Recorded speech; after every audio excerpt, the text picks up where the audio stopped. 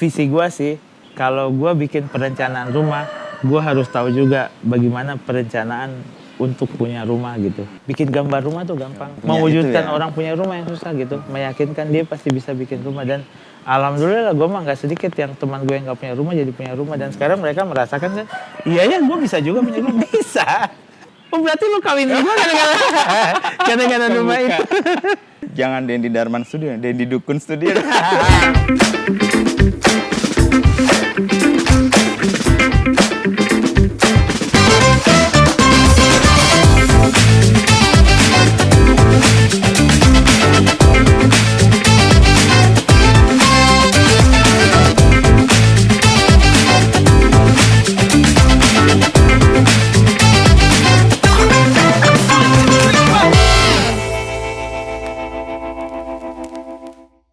Makanya gue tuh bikin vibe-nya kayak gini karena apa ya, gue tuh masih nggak bisa mereka tuh harus ketemu gue.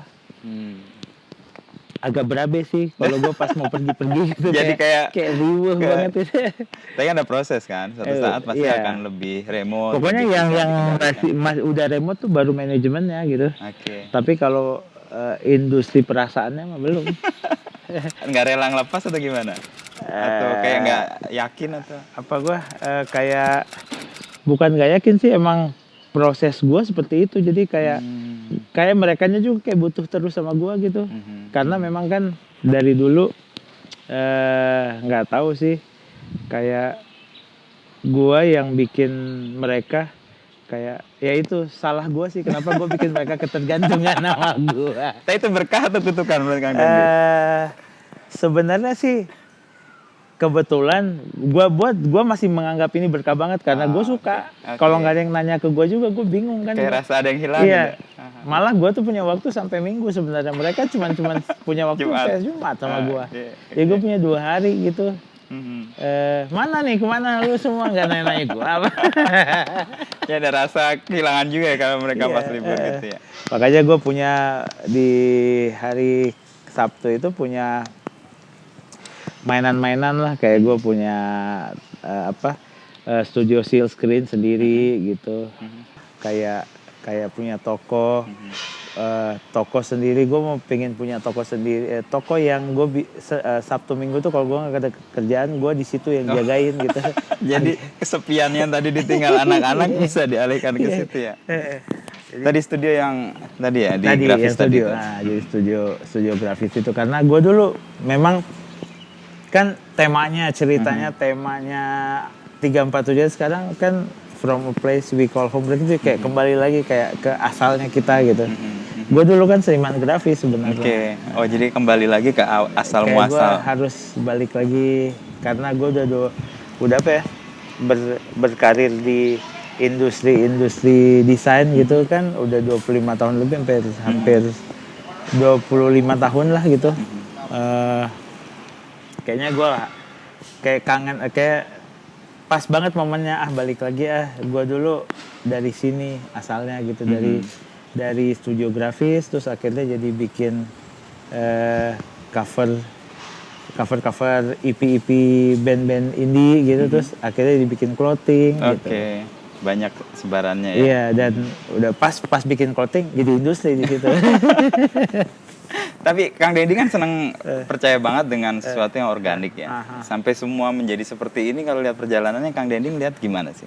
Apa direncanakan dari dulu? Enggak, justru organik itu gue nggak pernah punya rencana, makanya dari dulu tuh nggak punya rencana. Jadi kayak sampai gue sekarang punya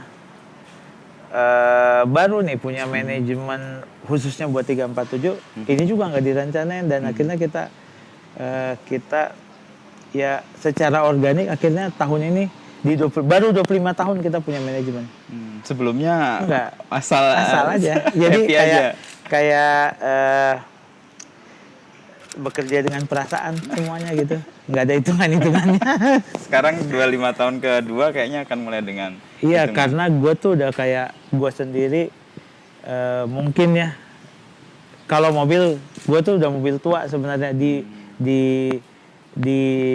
apa ya, di profesi gue gitu. Jadi kayak ya gue harus tahu diri aja gitu, kayak mobil tua harus banyak sensornya loh.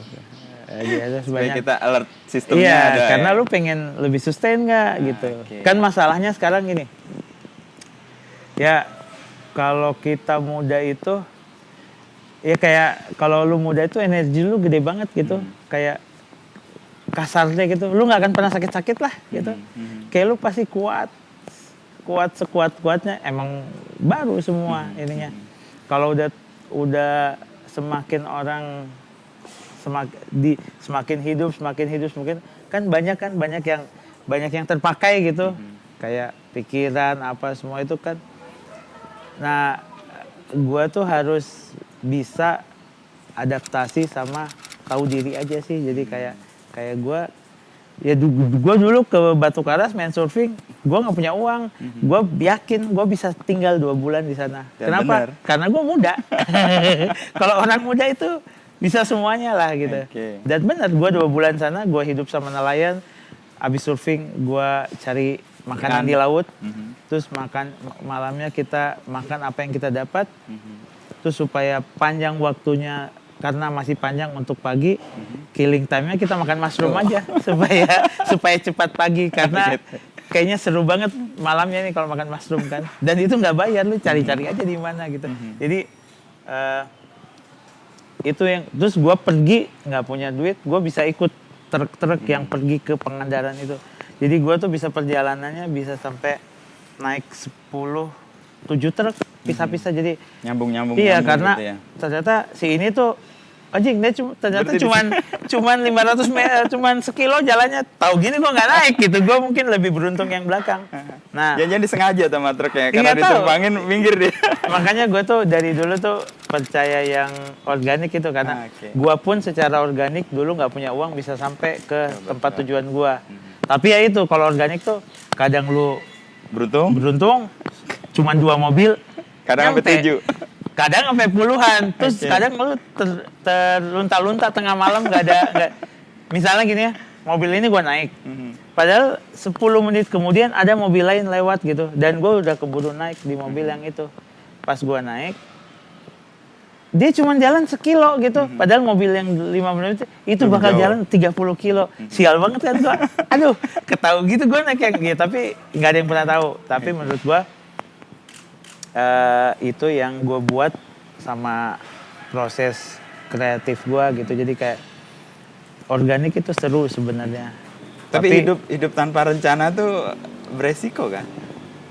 Beresiko kalau udah tua. Cuman itu aja. Tapi selama muda gue mah penganut tanpa rencana. Oke. Soalnya tanpa rencana itu ceritanya lebih banyak menurut gue. Dan Asik. ceritanya lu nggak bisa tebak.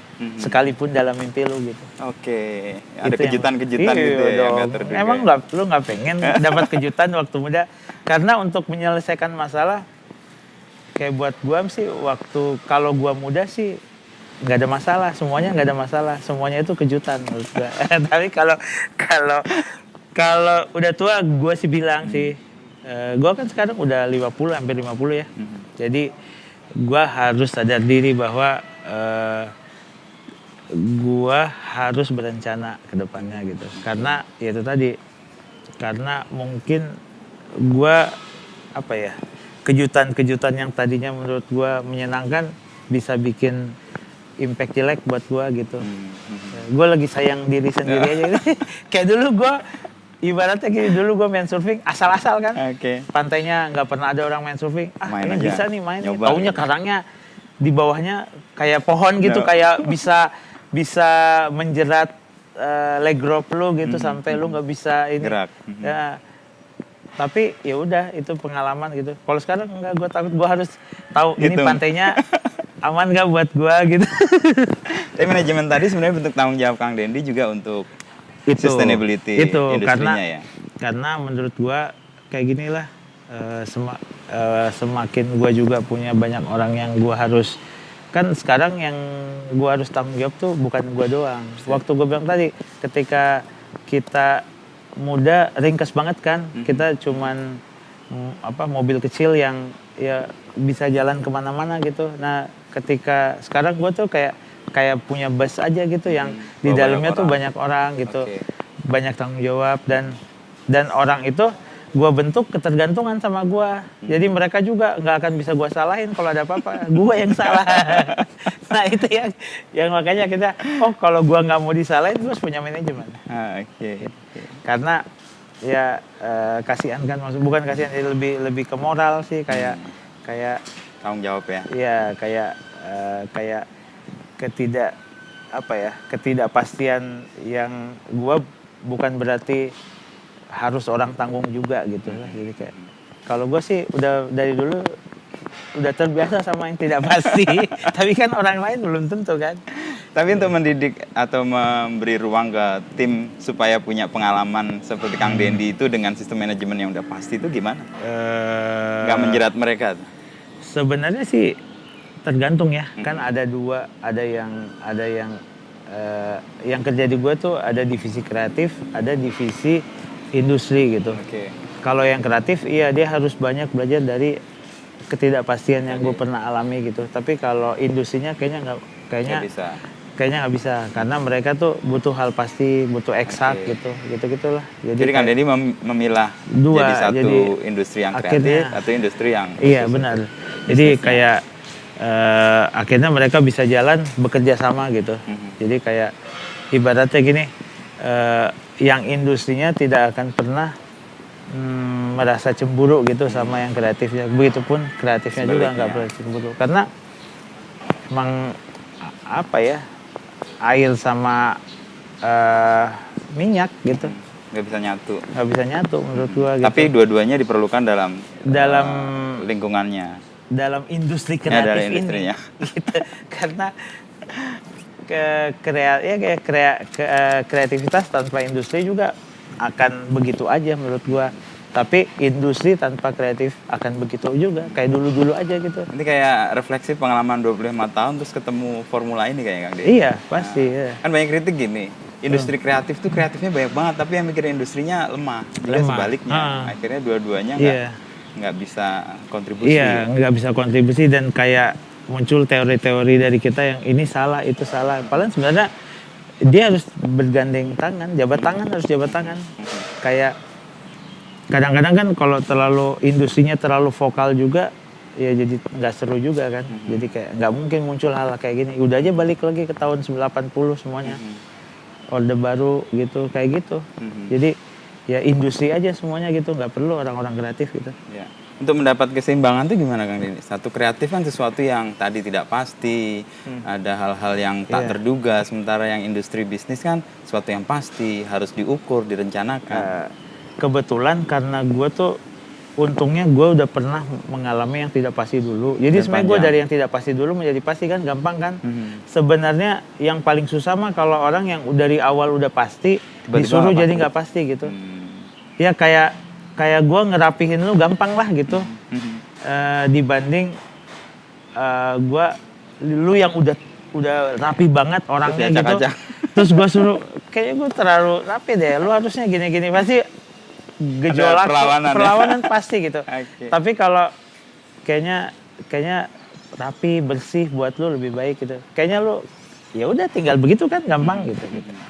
Kayak gitu. Tapi kalau untuk menuju untuk rapi itu agak susah gitu. Pasti perlawanan karena kayak nggak biasa. Gue udah biasa gini gitu. Kalau di industri yang Kang Dendi sekarang tekuni dan sekarang mulai ada manajemen, Indonesia kan lagi booming banget nih. Lokal brand, lalu keinginan anak-anak muda juga untuk punya produk yang membanggakan. Kalau lihat perjalanan Kang Dendi 25 tahun lalu sekarang begitu masif dan banyak yang keren sih. Kang Dendi lihat gimana? Iya sebenarnya sih kalau ya gue mah bilang gue tuh memulai ini ada di mungkin bisa dibilang kan kalau sekarang tuh kayak generasi milenial gitu kan. Kalau gue lihat dari umurnya, gue sebenarnya bukan di umur itu gitu. Sebenarnya gue tuh gerbangnya milenial sebenarnya. Iya kan, karena ya kayak mungkin kayak lu gitu, umuran kita tuh sebenarnya gerbangnya gitu. Karena infrastrukturnya mungkin sedikitnya kita ada loh di situ gitu. Jadi makanya sekarang semakin pas semuanya informasi cepat, jadi masif. Gue sih termaksud yang menikmati itu gitu. Ya karena gue pernah tahu ya gue pernah tahu infrastrukturnya nggak ada gitu, internet nggak ada, segala macam nggak ada, Ya, di komunikasi era-era susah. 90-an Iya awal di ya. situ.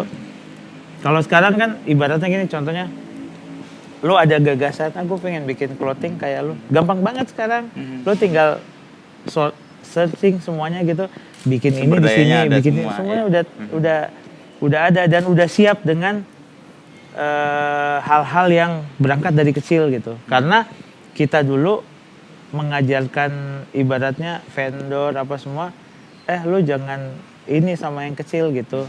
Ya ibaratnya bisa gue bilang sih, ketika gue mulai, ya kita dipandang sebelah mata juga kan sama pabrik-pabrik gede. Apaan sih lu cuma bikin segini? Nah, tunggu di luar aja lah gitu.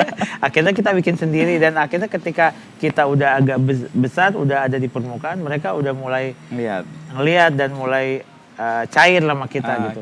Gua sih tidak pernah kayak sakit hati gitu ya. Cuman memang kita belum saatnya waktu itu. Untuk jadi masuk. Lu jangan salahin mereka. Mereka industri gitu. Belum kalian apa dulu, makanya mereka nggak bantu lu dari awal. Ya karena memang gue sih merasa nggak terbantu ya sama industri-industri besar dari awal. Dulu ya. Gue akhirnya balik lagi ke rumah sendiri, bikin semuanya. Apa yang mereka lakukan, gue urut dari awal gitu bahwa caranya bikin baju itu seperti ini gitu. Cuman dia punya pegawainya beda, mestinya beda. Ini gue harus jadi semuanya dari awal sampai. Makanya nggak banyak juga jumlahnya. Gue dulu cuman bikin misalnya t-shirt gitu, gue cuman bikin satu, pas salah, aduh bahannya kan nggak ada lagi, gue cuci lagi. Pakai lagi. Cuci lagi gitu gue pakai. Terus kadang-kadang sok-sokan bikin yang lebih banyak warnanya gitu, sampai sendiri gitu kan, baru bikin 2, udah kita bilang orang masih ada nggak yang ini, udah sold kan. Dan ya itu yang sangat, dan akhirnya sampai sekarang kenapa 347 suka cuman pakai satu warna gitu ya, karena ke bawah-bawah akhirnya kita terdidik untuk bikin desain yang efisien, efektif gitu. Jadi kayak satu warna bagaimana bisa sampein pesannya, sampein mungkin kan pesannya gue bikin kaos sama teman-teman gue juga dulu sebatas komposisi gitu. Karena kita cuma belajar komposisi di sekolah gitu. Jadi menurut gue kaos belum jauh lah, kita belum ada pesan untuk apa-apa gitu. Cuman sebatas komposisi aja, kayak orang pakai tuh komposisinya enak ya. Terus torsonya torso orang Indonesia gitu kan. Sebatas itu aja sampai sekarang. Makanya komposisi pun kita cuman ya kayak lu lihat aja kalau 347 komposisinya cuman mungkin kalau industri lihat gampang banget ya mau bikin. Emang iya, karena gue dulu yang bikin sendiri. Lu jangan pikir-pikir yang susah-susah. Gue nggak bisa bikin yang susah. Jadi generasi inilah kalau di band yang 3 chord aja gitu. Tapi malah optimal kan? Iya. Tapi di tengah keterbatasan itu kan justru kreativitas di challenge kan? Pasti, dan gue sih suka banget sama kreativitas yang muncul dari keterbatasan gitu. Karena gue memang generasi itu kayak gue pengen bikin ini tapi gue cuman bisa ini, ya udah jalan aja. Kayak gue pengen bikin sesuatu, bikin ini, semuanya tuh keterbatasan gitu. Karena menurut gue gue mungkin bisa dibilang gue pengen jadi dari dulu pengen jadi representnya kebanyakan orang Indonesia gitu. Jadi kayak bangsa kita kan ya harusnya sadar akan keterbatasan yang ada gitu, kayak jauh lah peradabannya gitu kan, kita masih baru gitu. Jadi kayak sebenarnya kalau mau gue pengen jadi represent itu ya gue harus hidup dengan keterbatasan itu dan memanfaatkan dan menjadi kelebihan gitu. Kayak gue dulu sampai bikin, misalnya gue bikin rumah, padahal gue sebenarnya kan desainer seni rupa grafis kan. Karena keterbatasan gue, tapi gue pengen akhirnya gue berteman dulu sama arsitek, sama akhirnya mereka jadi dekat, jadi ada di studio gue gitu. Jadi akhirnya arsitek yang belajar arsitek akhirnya ada di studio gue, dan akhirnya ketika mereka ada ya gue baru bikin lah itu gitu, dengan nego-nego gue ke mereka dengan keterbatasan, kayak ayo kita bikin ini yuk gini. Gue cuma punya gagasan tapi Mari kita ilmunya turunkan ada di bareng-bareng. kalian gitu. Oh, oke. Jadi akhirnya gue bentuk lah ini. Sebenarnya kan keterbatasan kan kayak Di Darman Studio. iya, yang mungkin dibikinnya juga ya kayak semua organikanya tiba-tiba ada satu ruangan tiba-tiba ini kok bukannya lo ini bikin baju kenapa jadi banyak arsitek sama ini yang kerja ini iya nggak tahu tiba-tiba jadi terbentuk aja dan kita dengan keterbatasan kita bikin karya-karya yang pas buat kita jadi kayak gini dulu tuh kan sebenarnya karena kayak gue tuh bikin kayak karya-karya arsitek itu karena suka sama hal-hal yang berangkat dari kebutuhan gue sebenarnya kayak gue pengen orang-orang kayak gue dulu tuh bisa punya rumah bisa punya bagaimana sih bikin punya rumah gitu nabung punya rumah akhirnya ya gue berangkat dari bikin rumah-rumah kecil modul-modul yang kecil dan akhirnya dia apa ya contohnya teman-teman gue yang tadinya nggak kepikir punya rumah jadi bisa punya rumah dari karya-karya awal kita gitu seperti itulah. Ya artinya Kang Dendi merespon sebenarnya apa yang ada, apa yang datang gitu, lalu kemudian diikutin aja. Iya gitu. Jadi kayak terus apa ya? Ya tidak berencana sih sebenarnya. Gue cuman baru berencana tuh di usia 50-an ini menjelang ini. Dan nggak di semua ya. Nggak semua, kalau ya. di studio arsitek yang saya nggak berencana, tetap nggak berencana. Tapi yang baru punya rencana itu di 347 gitu. Karena kalau di rangkaian di gerbongnya yang saya buat dari awal gitu dia itu adalah kakak tertua ya interior studio desain studio arsitek itu adiknya gitu jadi itu kakak tertua yang harus sudah berencana menurut gue karena menurut gue dia udah harusnya punya rencana sendiri nggak eksploratif lagi gitu ya. iya jadi cukup di kreatifnya aja yang masih ugal-ugal masih kayak dulu gitu tapi kalau di industrinya kayaknya nggak boleh karena udah banyak orang yang kerja gitu ya. Ada 100-an ya kira-kira iya mungkin segitu Kalau Kang Dendi kan ada 2 nih sekarang Uncle 347 sama interior design untuk ya Dendi Darman Studio. Ini kayak merge dari pokok studi awal waktu kuliah ya? Iya juga sih. Iya, sebenarnya ini nggak rencana, tapi pas gue lihat-lihat lagi, oh ini ada urutannya, ada benang merahnya. Gue dulu kan punya sekolah 2 kan, di ITB, seni rupa, terus di Tenas, interior. Itu juga gara-gara gue tuh mau dapat untung dari orang tua gue waktu itu karena kan di Tenas tuh mahal banget kan waktu itu mahal duit kuliahnya terus gue pindah ke ITB nggak bilang-bilang lumayan pertama sebenarnya di Tenas gue sebenarnya di Tenas terus gue pindah karena gue mau punya dapat untung dari uang kuliah supaya bisa gue main surfing waktu itu karena pikiran gue harus harus punya papan gitu tapi gue nggak ada budget dari orang tua hal-hal kayak gitu kayak ngapain lu gitu kan gue suruh lu sekolah gitu ya udah oke. Tapi gue atur gitu bagaimana caranya sekolah gue bisa bisa siasat loh ya siasat jadi akhirnya gue pindah sekolah lah tapi ternyata pas pindah sekolah kayak sebenarnya gue tuh di interior juga suka gitu gue suka tapi akhirnya gue terpaksa meninggalkan cuman gara-gara uang kan waktu itu sempat coba-coba 2 karena ITB kan nggak bayar waktu itu gratis kan jadi tapi ternyata gue lebih memilih sebenarnya gue plus itu waktu itu harusnya bisa 2 cuman gue memilih untungnya kurang tadi buat surfing yang tadi malah gue waktunya habis banget kan harus dua sekolah yang gue jalanin gitu akhirnya gue pikir udahlah gue ini aja pilih salah satu aja supaya apa yang gue cita-citakan dapat. Tapi Tenasnya kelar tapi kan? Enggak selesai.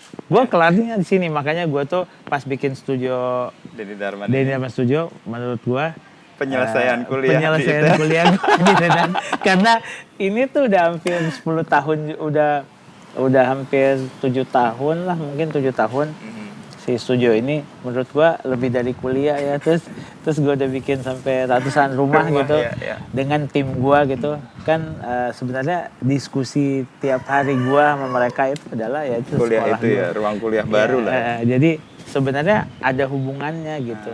Tapi berangkatnya aja beda gitu. Jadi gue tuh berangkat ibaratnya gue survive dari hidup gue tuh untuk bisa cari duit apa gitu ya dari studio grafis. Makanya gue sekarang ketika alhamdulillah gue udah bisa punya ini ya apa namanya kayak bisa punya energi untuk gue mau bikin studio lagi untuk hal-hal yang dulu gue suka gitu. Makanya gue bikin sekarang studio grafis lagi gitu. Masih sendiri tapi gue pengennya sih bisa diakses nanti sama teman-teman yang suka gitu. Makanya di samping studionya ini gue bikin kamarnya. Tuh ada kamarnya. Jadi di kamarnya itu nanti karena banyak teman-teman gue misalnya dari manapun gitu yang pengen jadi, gue sih kebayangnya nanti studio ini berguna gitu bisa. Kan gue cuma pakai hari Sabtu. Oh iya, yang Senin sampai Jumat bisa orang lain. Kan hari Minggu tuh gue sama keluarga udah pasti gitu. Hari Sabtu studio ini gue cuma pakai. Berarti hari-hari selainnya mau basil kan. Gue pengen buka sih buat siapa yang mau belajar di Bandung khususnya dari manapun dia bisa tanya ke gue gitu. Kalau gue bisa pakai nggak studio lo? Bisa. Sama kamarnya lu pakai aja. Asal lu bayar AC-nya. Seru ya. Iya gitu. Jadi ya mudah-mudahan karena gue biasanya juga kan studio kita tuh ada apa ya dari luar negeri biasanya apa ya namanya tuh kalau dia itu kayak 3 bulan di kita gitu biasanya residensi jadi biasanya kita ada residensi di tahun sebelum pandemi sih. Residensi biasanya dari Melbourne, dari Singapura, kalau dari Kuala Lumpur gitu, dari KL. Jadi mereka yang banyak residensi untuk studio arsitek gitu. Nah nanti ya rencananya sih residensinya itu bertambah lagi lah. Dia bisa residensi di grafis gitu. Karena kayaknya ya itu tadi karena gue itu suka banget sama proses, jadi hal-hal ini menurut gue bagian dari proses gue ketemu orang, gue tuh suka ketemu orang, suka ngobrol sama orang gitu. Makanya sampai sekarang pun gue belajar dari teman-teman gue gitu. Jadi kayak ya dari gue ngobrol-ngobrol itu gue belajar gitu. Jadi kadang-kadang gue belajar ilmu dari orang yang residen sama gue gitu. Misalnya dia kan kalau apalagi kalau dari luar negeri kan budaya mereka beda kan, budaya etos kerjanya segala macam ya caranya mereka menyelesaikan masalah beda-beda kan. Jadi gue belajar dari mereka sudut pandang lain lah. Dan makanya apa ya kenapa gue proses itu gue suka karena masuknya orang ke gue juga menurut gue itu proses gitu. Gue nggak pernah sampai sekarang tuh nggak, tapi 347 udah mulai ya, udah perekrutan itu secara perekrutan pegawai itu normal itu baru di 347 gitu. Kalau di studio yang saya enggak, cuman bisa aja gue ketemu dia ayo ikut lagi parkirin mobil gua gitu, atau gue ketemu di mana lagi beli kertas gitu, ngobrol-ngobrol cuman 3 kalimat, anjing nih orang dapat kena nih, udah lu main yuk sama gua gitu, bikin yuk sama gua gitu. Itu jadi, feeling banget ya Mas. Iya, dan punya kayak ya gue bilang tadi biasanya cuma butuh 3 kali gue bertanya gitu, gue tahu nih orang kena nih sama gue nih, selama nih sama gue bisa membuat sesuatu nih sama dia gitu. Itu feeling itu terasa atau terasa. Gue mah dari dulu kan percaya banget sama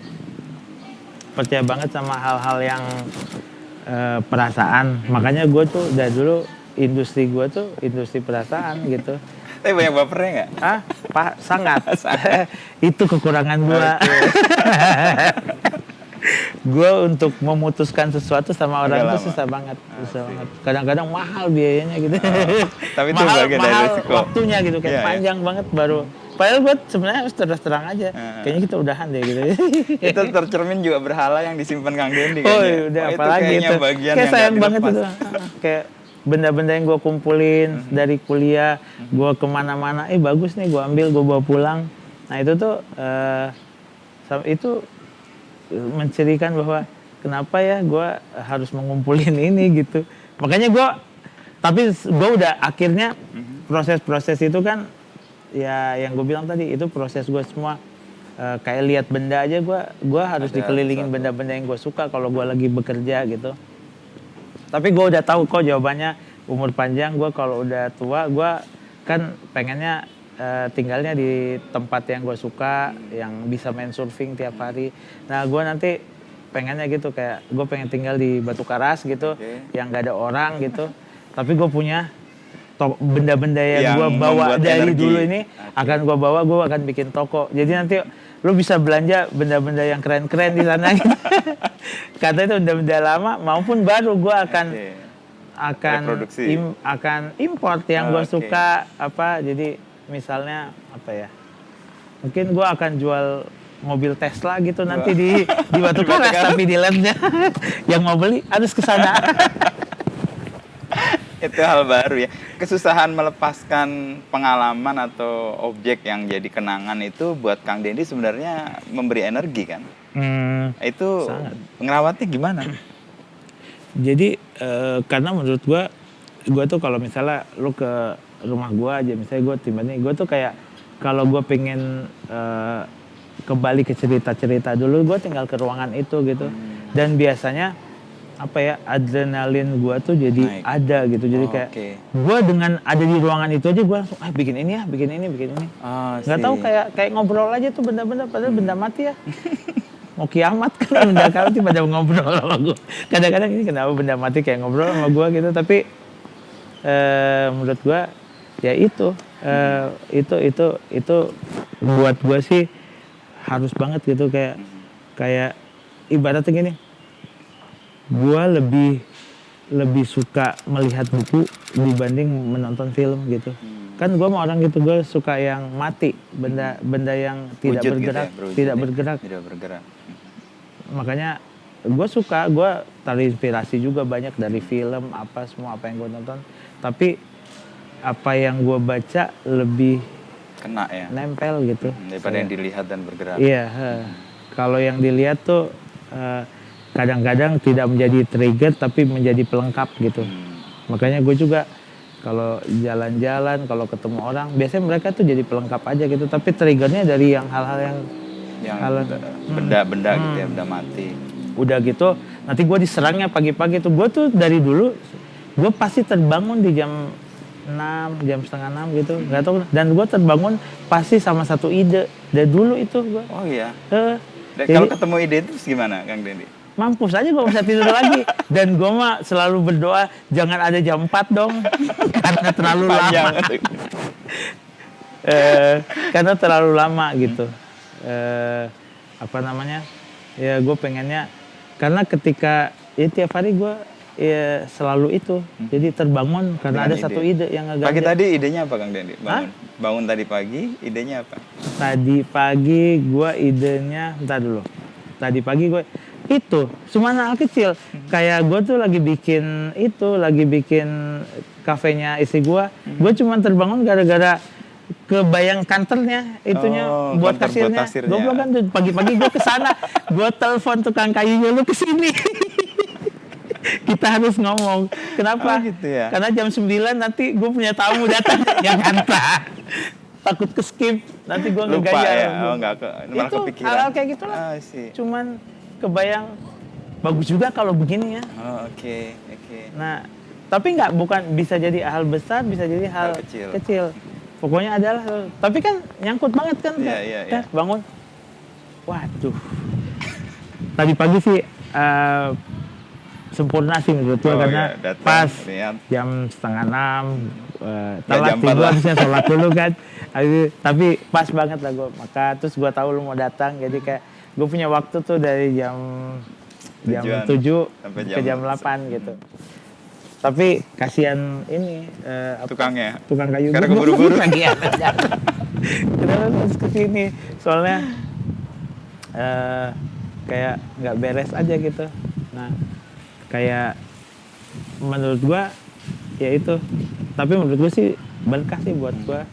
Cuman Kadang-kadang menyiksa juga ya. menyiksa juga. Gue suka takut sih kalau gue lagi liburan. Tapi untungnya lagi gue nggak tahu kenapa. Makanya gue percaya banget sama semua alam gitu kan. Gue tuh suka alam, suka apa sesuatu yang tidak direncanakan karena menurut gue. Untungnya kalau gue pas lagi liburan nggak keluar. Aneh ya. Dia tahu aja gitu kayak alam mencegah idenya masuk. Iya kayak kalau itu gue bisa tidur, gue bisa tidur loh sampai jam ya? sampai jam 8, jam 9 baru gue bangun gitu. Kalau pas jam kerja atau pas hari kerja bisa. Atau gue misalnya gue kan suka banget tuh kayak pergi surfing gitu ke tempat-tempat yang gue suka. Itu juga nggak ada. Kalau itu tapi biasanya gara-gara gue kecapean kali ya. Jadi gue juga tidur cepat. Bodoh-bodoh mikirin itu. Terus gue memang tidak membuka. Kalau lagi pergi liburan, gue sama sekali nggak buka kerjaan. Makanya gue bisa hilang tuh. Orang biasanya bete sama gue. Susah banget sih cari. Gue lagi liburan aja. Iya. Gue sama sekali nggak buka handphone loh biasanya liburan. Udah aja. Masuk dalam gua aja tuh. Udah dalam gua aja. Kayak gue pokoknya pretend untuk nggak ada sinyal. Jangan pernah pegang handphone. Lagi nggak ada sinyal. Padahal memang masa sih di mana-mana nggak ada sinyal gitu, tapi gue udahlah karena gue takut itu nanti, bukan takut sih tapi tiba-tiba mungkin muncul ya. Tiba-tiba dia muncul pagi-pagi. Soalnya kalau nggak diturutin ganggu terus kan. Ganggu. Terus kalau lagi lu di mana gitu yang jauh gitu, di New York, di Tokyo gitu, gue mau gimana mau ngomong sama ini tukang tadi. Terus jamnya berbeda lagi. Iya betul. Pas pagi dia tengah malam gitu. Dalam konteks apa ya namanya mindful, orang tuh apa menikmati hidup atau carpe diem gitu. Dia seize the day gitu. Kang Dendi kayaknya gitu deh. Jadi apa yang sedang dijalani ya gue full di situ. Kalau libur ya libur. Benar. Kalau surfing ya surfing. Kalau pacaran. Kalau energi utuh di situ. Iya, gue begitu banget. Tapi kalau bekerja gue bisa banyak gitu. Jadi sehari tuh bisa lo kocak lah kadang-kadang. Gue waktu dulu kantor studio gue bersatu gitu, gue tuh bisa pindah kursi, cuman memutar kursi, bahasan gue udah beda gitu. Divisi yang lain. Tapi cuman posisinya cuman geser kursi doang. Gue udah ngomongin yang lain. Pas kesini gue udah ngomongin yang lain gitu. Tapi jauhnya benar-benar jauh gitu. Misalnya di sini ngomongin balok gitu, atau hubungannya dengan struktur gitu, gue bisa di sini ngomongnya cuman kayak warna merah atau putih yang bagus ya, atau malah ya yang lebih jauh lagi ngomongin kancing gitu. Kang Dendi kan nyebut laut atau surfing atau ya kegemaran berlibur di air itu kayak senang banget. Itu kenapa? Apa kangen yang nggak terbayarkan dari Makassar ya? Kan iya gue Makassar. Terus tapi nggak ada ombak juga sana. Cuman gue suka banget sama air kan. Dendi manusia ikan, pernah tahu nggak? Jadi air tuh nggak tahu, gue tuh bisa, nggak tahu lo percaya apa nggak percaya kan, gue kadang-kadang kenapa gue nggak pernah, alhamdulillah gue setiap ke laut gue nggak pernah sakit, nggak pernah meriang-meriang, padahal gue bisa sebulan di sana, umur gue segini, gue tuh bisa seminggu di pantai nggak pernah punya pakai baju, gue cuma pakai celana pendek, karena gue gerah kan kayak gue nggak pakai baju sampai tidur malam, sampai terus celana yang gue pakai surfing basah kering di badan gue, itu tuh bisa sampai 4 hari, sampai gue nggak bawa baju gitu, dan nggak ada masalah sama apa-apa. Gue bisa tidur di mana aja, kadang-kadang gue bisa tidur di bawah pohon gitu. Nggak tahu sih kayak gue tuh sama kalau lihat. Terus gue tuh bisa surfing ya, bangun pagi subuh gitu, abis sholat subuh gue udah main gitu. Jalan. Kadang-kadang kalau gue bawa keluarga kan, istri, lu sadar nggak, lu tuh nggak naik-naik dari air, coba naik cuma makan terus turun lagi. Nanti pas udah gelap, udah nggak bisa dilihat lautnya, baru gue muncul dari laut itu dari kegelapan, dari kayak monster air gitu.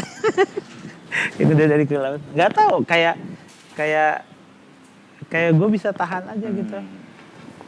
Makanya gue kan bilang, gue bilang sama istri gue harusnya umur panjang, masa tua gue di sini aja deh, di sini gue bisa surfing, bisa.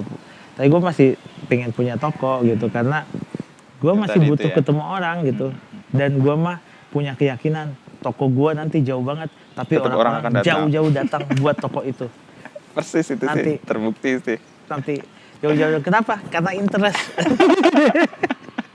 Mudah-mudahan, karena gue lihat ya, orang kalau interest, gue pun kalau interest sama sesuatu pasti gue kejar. Dan menurut gue, yang gue interest, kayaknya banyak juga yang orang interest sama dengan gue, dan rata-rata itu pasti yang gue interest. Misalnya gue suka sesuatu, lu suka sesuatu sama dengan gue, rata-rata sesuatu itu tuh orang-orang yang interest akan ketemu dan jadi apa ya namanya? Jadi kalau fanatik tuh apa ya bahasanya ya? Jadi kayak ya pokoknya jadi kayak harus gitu. Jadi kuat gitu. Hardliner lah ya, orang yang membela mati-matian lah untuk itu. Pergi ke sana untuk itu. Karena gue juga gitu. Gue tuh bisa bertengkar sama istri gue kalau gue pergi ke mana lah, ke misalnya ke suatu tempat gitu. Ya, lo interest banget gitu. Gue interest banget, gue harus ke sana. Pas ke sana, ini yang lu suka, ini doang. Iya, tapi gue masih suka, gue bilang gitu. Susah jelasinnya juga kadang-kadang ya. Gitu. Gue harus ke sana gitu. Ya kadang-kadang kan jadi ribet kan, kayak misalnya gue pergi ke mana gitu, misalnya kayak ke suatu negara gitu, gue tuh harus ke sini. Pas lihat ini jauh loh, ini bisa sejam, tapi gue harus ke sana gitu. Pas ke sana gini doang, terus kecil gitu tempatnya, ini terus ya udah lah. Tapi ternyata terpuaskan pasti. Ada gue sesuatu yang kayak dicari, ditemukan. Dan akhirnya gue bisa jadi gue tidak menemukan sesuatu, tapi gue menemukan sesuatu yang intangible gitu. Kayak gue nggak beli sesuatu dari tempat itu, tapi gue bawa sesuatu di hati gue untuk gue bawa pulang. Kayak aduh, akhirnya gue bisa ketemu dia dan bisa lihat langsung karya-karyanya gitu. Itu biasanya lebih bernilai ya dibanding benda atau apa. Iya, karena masuk kayak di gitu diri kita ya. Kadang-kadang gue cuman ya gitu, kayak cuman melihat kue pengantin yang keren ya kuenya gitu, tapi gue nggak bisa makan. Karena banyak hal, mungkin gue nggak sanggup beli, nggak sanggup apa, tapi paling tidak gue pernah ke sana gitu. Nah dari sana pasti gue bawa sesuatu gitu ya. Kalau itu ternyata rezeki gue, possible untuk gue bawa pulang ya. Tapi kalau enggak, gue juga nggak pernah kecewa, nggak pernah maksain. Tapi yang penting gue pernah ke sana, pernah lihat dari dekat, pernah cium baunya, pernah ini udah ya kayak gitu-gitulah. Kalau dalam perjalanan Kang Dendi kan awal-awal tuh nggak banyak direncanakan ya, lalu proses aja pokoknya ketemu orang, dapat energi. Pernah nggak suatu saat kemudian buntu gitu? Jadi apa yang diserahkan kepada ketidakpastian itu ternyata bikin kacau balau tuh. Sebenarnya sih apa ya, kacau balunya juga dibuat sama gua sih. Jadi kayak gua nggak pernah kacau balonya cuma nyusahin gue, tapi sebenarnya gitu tadi. Kalau kacau balonya itu gue yang buat, biasanya gue akan toleransi sama gue gitu, karena ini bagian yang dari... bisa memaafkan gue cuma gue sendiri. jadi gue kalau bikin gara-gara, gue pastikan yang bikinnya gue nggak. Kalau gue aman lah gitu. Aman lah, gue akan maafkan dia. Tapi kalau yang lain pasti gue kecewa. Ya gue cari yang toleransinya paling tinggi lah. Jadi ya itu tadi obatnya ya. Siapa yang menentukan gue? Ya udah gak apa-apa. Kalau studio ini Kang Dendi kan, yang Uncle kan udah di manage oleh sebuah organisasi atau industri lah. Ini kan sedang bertumbuh nih. Ketemu ini dan kemudian Kang Dendi nekuni ini kan tadi juga kayak jalan aja kan ya. Ini situasi ini sekarang dikurung di rumah semua, jadi ngurusin rumah nih jadinya. Kedepan Kang Dendi ngelihat ini apa? Sebagai apa? Sebenarnya sih kedepannya yang pasti sih gue pengennya sih ini bisa, kalau di 347 kan nggak bisa jadi legacy untuk keluarga gue gitu, untuk anak-anak gue. Kenapa? karena waktu kita berangkatnya nggak berencana, gue berangkatnya banyak orang, terus menjadi sedikit orang. Dari banyak tuh berangkatnya banyak, terus akhirnya ada yang memutuskan sekolah lagi, apalagi akhirnya menyedikit, ada yang pindah profesi. Akhirnya kita sekarang tinggal berapa orang gitu. Nah, dan menurut gue itu nggak bisa 347 itu nggak bisa jadi legacy karena apa ya, itu cerita gue aja mah, partner gue gitu. Karena banyak yang terlibat di situ. Iya, cerita aja.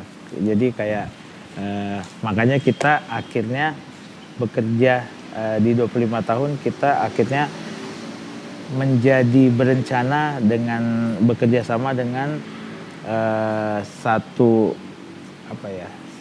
institusi gitu. Institusi manajemen gitu yang mainin kita, yang ibaratnya menjaga bisnisnya lah ya. Bisnisnya gitu. Nah, ya itu tadi sih, jadi kayak mungkin dia jadi bukan legacy tapi jadi sesuatu yang kantoran banget gitu ya, ini banget gitu. Yang tadi jadi kayak terukur gitu. Jadi perusahaan lah itu. Perusahaan. Ya. Nah, kalau yang ini sih mungkin gue pengennya anak gue juga bisa belajar di sini gitu. Di Darman Studio ini. Iya, kebetulan anak gue juga interestnya sama ke sana gitu. Jadi dia akan mungkin akan jadi medianya untuk belajar lah. Jadi kayak alhamdulillah kan buat dia nggak usah nyari-nyari lagi mejanya, dia tinggal ibaratnya prakteknya di sini. Praktek sini aja. Kayak mudah-mudahan dia pas nanti besar dia melihat di garasi mobil ini tuh kayak mobil balap yang disimpan sama gua. tinggal balap. Ini mobil balap nih, tinggal lu balap. Gitu. Oke. Kan dari yang nggak direncanakan, tapi ternyata berjalan udah ratusan rumah yang dibuat atau didesain atau direspon. Itu gimana ceritanya kan? Ya dari awalnya sebenarnya sederhana banget kan. Gua tuh pengen bikin rumah buat teman-teman gua gitu. Jadi kayak gua bikin. Terus teman gue yang nggak punya rumah tapi punya penghasilan, gue push dia untuk lu harus punya, lu harus gini-gini, lu bisa punya. Dan akhirnya sekarang mereka udah punya rumah dengan punya rumah kalau dia nggak mulai-mulai. Jadi gue tuh menggabungkan dulu antara arsitek dengan kan kalau arsitek itu bikin rumah udah bikin rumah yang bagus gitu. Kalau gue tuh gue tambahin sedikit lah kayak bikin rumah dan bagaimana caranya bisa punya rumah gitu. Jadi gue tuh jadi kayak pengembangnya dong. Agak pengembang gitu ya. Tapi indie gitu.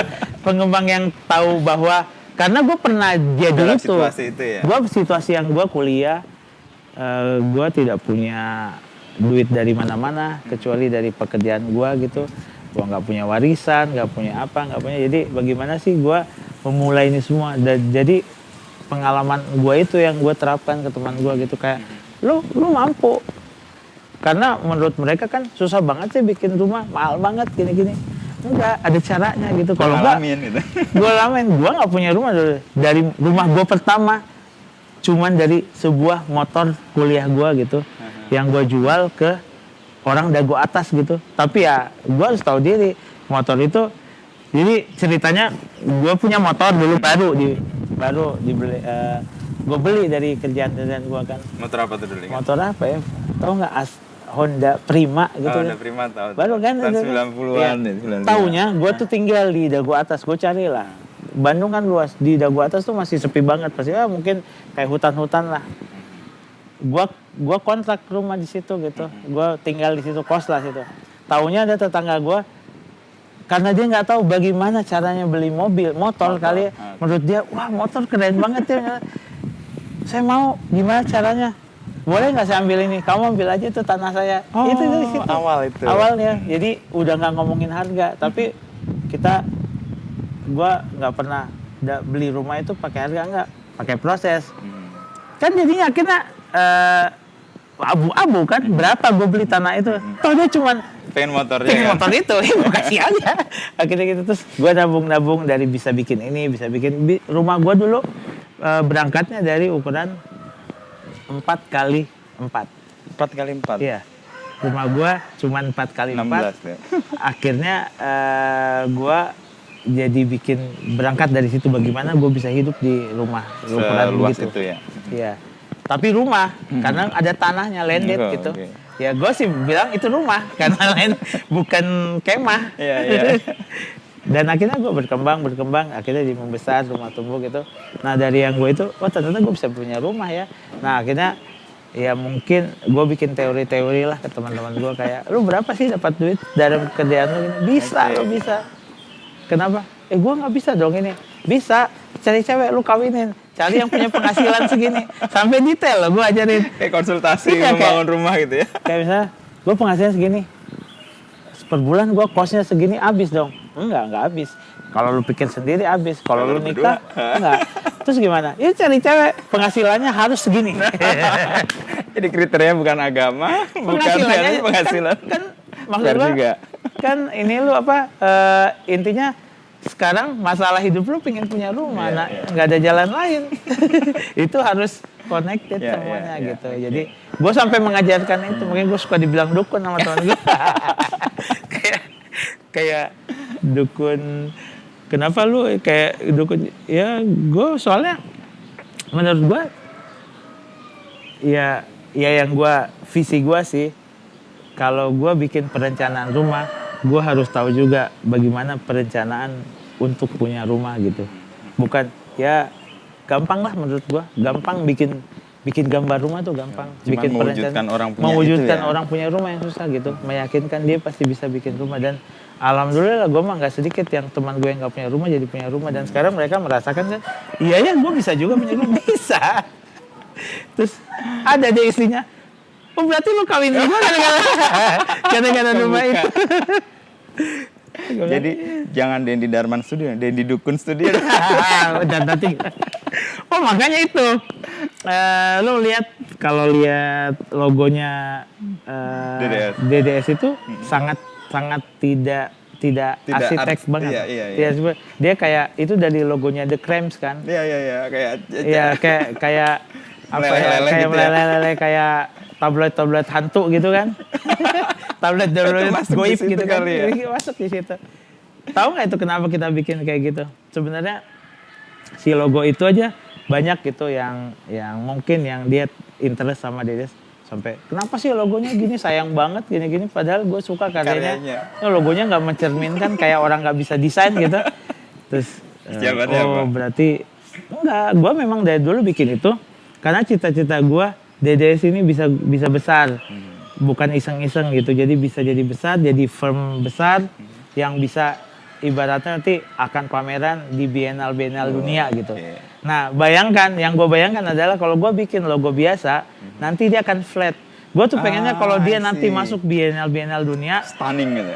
Stunning, dan akan yang buat posternya itu kan pasti bule-bule kan dari firm gede, besar, grafis apa,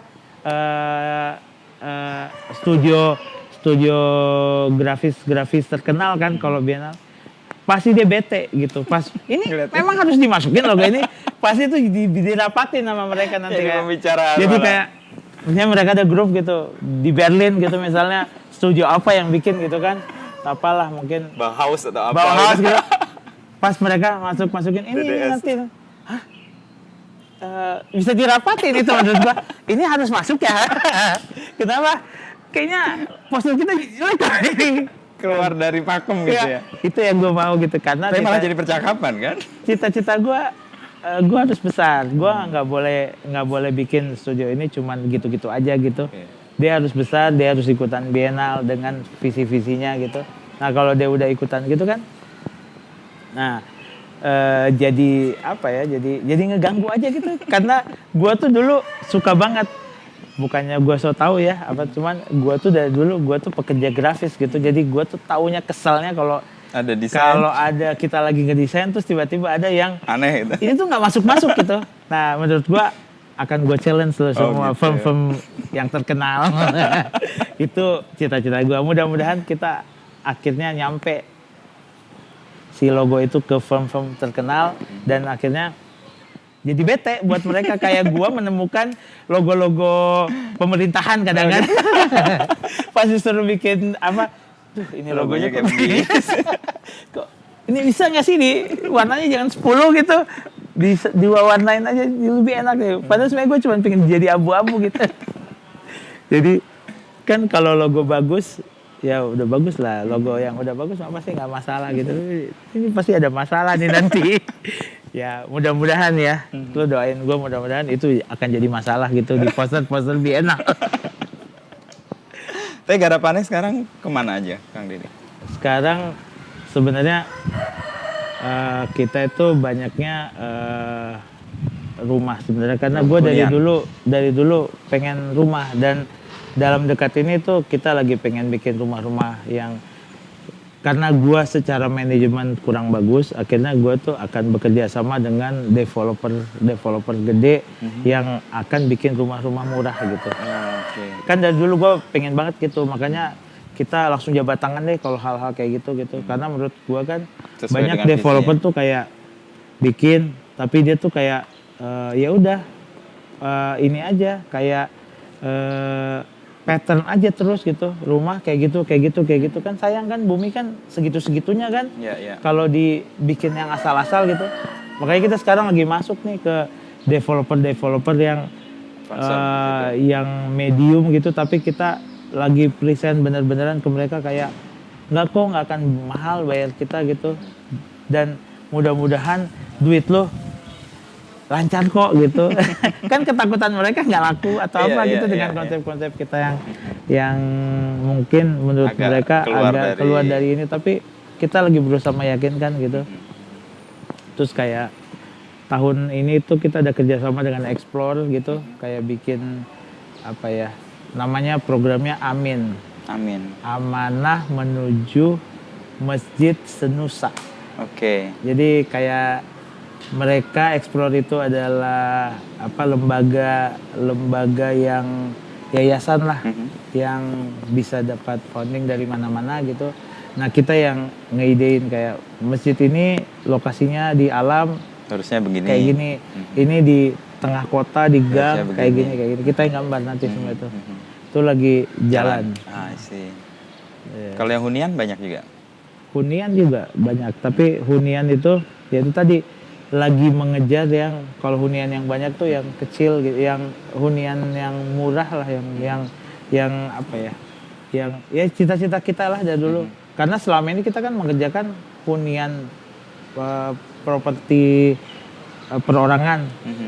Ya gue bisa bilang itu sih menengah ke atas semuanya gitu. Jadi kayak ketika yang mau bikin produksinya, kita lagi merayu developer gede untuk ayo pakai kita, nggak akan mengurangi untung lu kok. Dan nggak akan menyulitkan untuk penjualannya juga kok. Iya, gitu. Cuman ini hal baru yang harus lu ini gitu kan. Memang kadang-kadang kan ya ibaratnya kalau industri kan nggak mau tahu, kayak industri lebih kayak ngapain gue bikin hal baru kalau itu belum pasti gitu. Nah, itu akan ngerusak dengan ketidakpastian itu. Iya, akan ngerusak rencana-rencana gue gitu. Tapi ya gue sampai pendekatan dulu, gue main sama bosnya, gue main dulu, gue ketawa-ketawa dulu sama bosnya, liburan dulu sama bosnya. Tahu dulu gitu ya. Sesudah itu semua dia udah deket sama gue, baru gue bilang kita bikin ini yuk. Dia nggak enak kan nolaknya. Dijerat gitu ya. Tapi concern Kang Dendi untuk membuat tadi rumah yang murah, rumah yang kecil, itu apa dorongannya? Selain karena bumi tadi. Karena gue tuh pengen, pengalaman gue tuh kayak gini, pengalaman gue masih punya teman loh yang belum punya rumah, yang nggak punya rumah, padahal dia punya penghasilan. Teman kuliah atau teman sebaya? Teman sebaya, padahal dia punya penghasilan yang menurut gue cukup, cuman dia nggak tahu caranya aja. Kayak menganggap ini hal besar yang susah gitu. Kan macam-macam kan, kayak lo pengen punya rumah, lo mulai beradaptasi dengan bagaimana gue punya rumah tuh harus bagaimana sih, apa ya, toleransi juga perlu kan. Misalnya duit gue segini, ya udahlah, lo harus toleransi, lo harus jauh gitu, lo harus enak-enakin tuh, cari daerah yang jauh tapi lo harus punya tapi jauh. Bagaimana lo hidup dengan yang di jauh ini, bagaimana bisa lo enak hidup yang jauh. Ya nggak bisa kan kalau lo nggak mau toleransi gitu. Kayak budget segini tapi lu pengennya Maunya semua dapat. Gitu. semua dapat nggak bisa atau Iya. malah iya nanti jauh dong teman-teman. Iya gimana gitu. Itu namanya itu salah satu proses Toleransi, gitu. ya. Kan ada ya kalau kita punya budget yang lebih mah nggak usah ditanya lah lu mau kemana-mana juga. Tinggal pilih. Seperti ibaratnya lu SMP nem lu tinggi gitu zaman dulu gitu. Mau ambil Ya A1, lu mau A2. kemana aja. Lu mau Dapat sekolah ya. terbaik di Kota ya, nggak kota di salah. mana yang terbaik, lu pasti dapat. karpet merah gitu. Tapi kan kenyataannya kalau nem lu rendah gitu. Ya, tapi lu pengen tetap Keren gitu. keren tetap. gitu. Ya, akal-akalin lah gitu. Nah, concern itu yang Kang Dendi Itu munculkan ya terkait dengan karena rumah murah karena dan bukan membuka.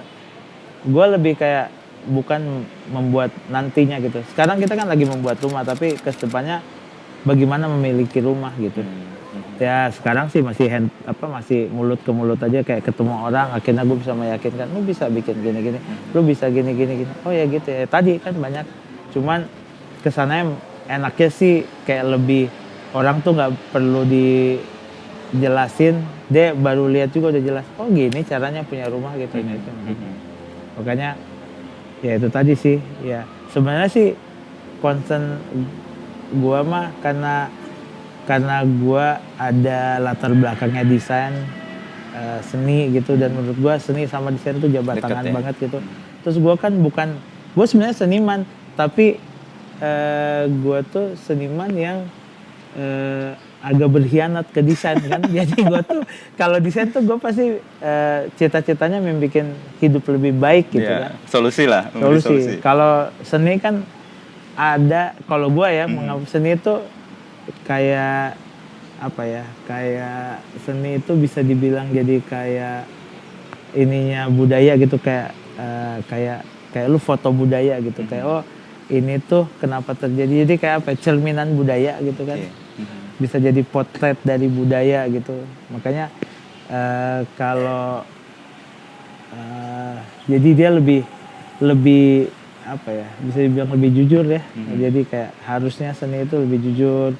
Nah outputnya kan bisa jadi hiburan, bisa jadi apa ya bisa jadi media untuk ekspresi ketidakpuasan apa segala macam gitu kan. Kalau desain kan lebih kayak bagaimana untuk hidup lebih baik gitu kan. Seperti itu kan. Jadi kayak dua pertangan tapi sama Dendi bisa menyatukan dia berdekatan ya.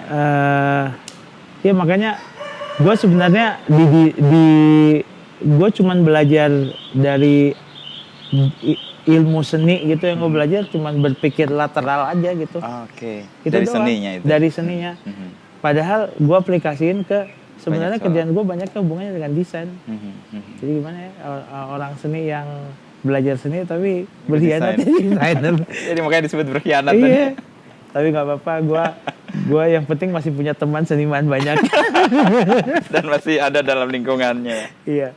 Karena itu tadi gue bilang seni sama desain tuh ya sebenarnya iya adik kandung lah. Kalau kadang-kadang berantem juga kan namanya adik kandung kan sering. iya pasti karena kalau desain hubungannya dengan hidup gitu, dengan hidup yang lebih baik gitu. Kalau seni dengan bagaimana meng-capture itu hidup gitu. Jadi kayak orang dari karya seni bisa tahu ini tuh ada apa yang terjadi di dunia, di budaya global tuh ada apa gitu dengan melihat seni. Kayak abstraksi atas kebudayaan gitu iya. Menarik ke situ. Jadi potret. Jadi kayak dia meng-capture sejarah apa semua kan. Tapi kalau desain kan enggak kan, desain kan proses orang hidup lebih baik kan desain itu. Saya di kalangan seniman sih potongan sih dapat nih Kang Dendi. Ini kantong selalu dibawa kenapa? Apa sih? Dompet atau apa? Ini yang pasti obat-obat gue sini banyak. Obat apa? Karena udah umur. Gue udah tua, gue udah 50 tahun. Jadi gue birokrasi hidup gue bukan sekedar punya KTP. Oke. Gua Oh, jadi dompetnya nggak cukup. nggak cukup. Oke. Gua bukan, jadi birokrasi hidup gua bukan punya KTP, ATM, kartu panjang. Gua ada obat, ada jadwal gua minumnya, ada Oke. macem-macem lah. Terus ada apa? Biasanya jadwal-jadwal gua ada di kantong ini. Oke. Gua punya kertas-kertas gitu kayak kertas rokok. Gue paling suka nyatat jadwal gue di kertas rokok gitu. Nggak di Gua handphone? Enggak suka gue. Oke. Karena gue sebenarnya konvensional orangnya, gue nggak suka. Gue padahal karyawan-karyawan gue udah pakai iPad apa. Digital semua ya. Nggak bisa kayak beda aja gitu. Oke. Kayak beda. Jadi gue butuh ini gitu. Untuk naro. Pokoknya ini adalah birokrasi hidup gua sini. Kalau lu buka, wah ini semua birokrasi gua. Yang paling baru di sini lu mau tahu ada apa di sini? Apa? Yang paling baru yang selalu ikut cuma ini masker soalnya Oh menurut gua iya, ini betul. jadi birokrasi. Kedua, ya. Sebenarnya kan Gua gua juga nggak bawa suka sih. pakai masker, cuman Tapi harus bawa ya, ya. menurut gua birokrasi gua juga nggak. Jadi benda-benda di sini rata-rata gua nggak suka, Tapi harus. tapi gua harus. Karena sesuatu yang Karena mensupport. benda-benda yang gue suka semua ada di rumah gue gitu.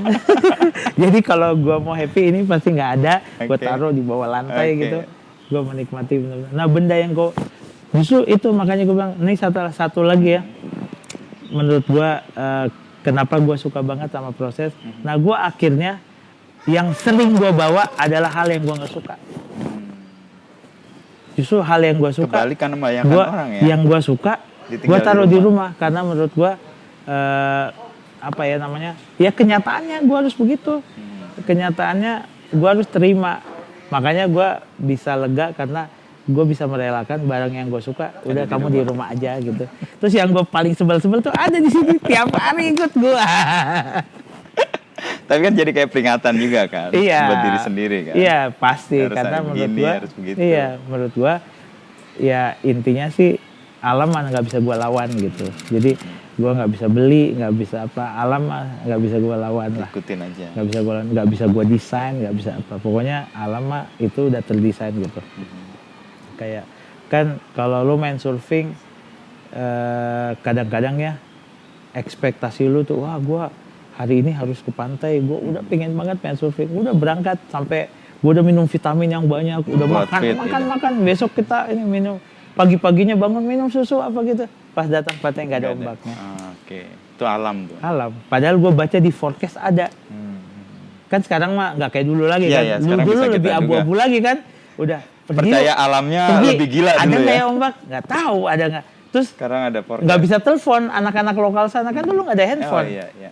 Sekarang mah udah ada handphone, bisa Ada nelfon forecast. gitu, ada forecast. Tetap aja secanggih itu, tetap aja ada waktu-waktunya gue udah anjing ombak bagus nih. Terus Ternyata lokal-lokal kesini kesini udah bagus nih gini. Pas ke sana tiba-tiba ada angin, bubar itu ombak semua. Oke. Padahal gue udah minum susu, minum apa, goblok. semua. Pagi gue merasa orang paling kuat gitu. Ayolah turun udah papan segala macam udah siap-siapin gitu. Pas mau turun angin. Ceret. Membuyarkan semua. Membuyarkan semuanya. Oh ini alam gitu, nggak bisa gitu. Itu memberi bekal buat hidup Kang Dendi Iya, juga bahwa ya itu tadi. segala Akhirnya gue bisa tidak bete gitu membawa barang-barang yang gue nggak suka ini gitu. Handphone apa gue nggak tau suka kan handphone ada di sini tuh. Memberatkan leher gue gitu. Dan gue sengaja taruh di sini ini tas paling gue suka.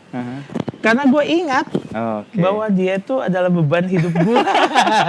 Wah, filosofinya dalam tuh. Ya. Makanya nggak taruh di saku. Ya? Enggak lah. Saku ada padahal kan? Saku ada tapi gue nggak Kosong. pernah taruh apa-apa gitu. Cuman ini aja supaya gue tahu karena beban di leher tuh paling kerasa gitu menurut gue.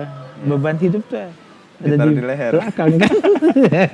Kalau celana pendek, ini kan selalu pakai celana pendek. Pilihan atau? Oh, ya inilah satu-satu caranya menikmati bahwa gue tuh orang Indonesia hidup di Tropis. negara tropis gitu.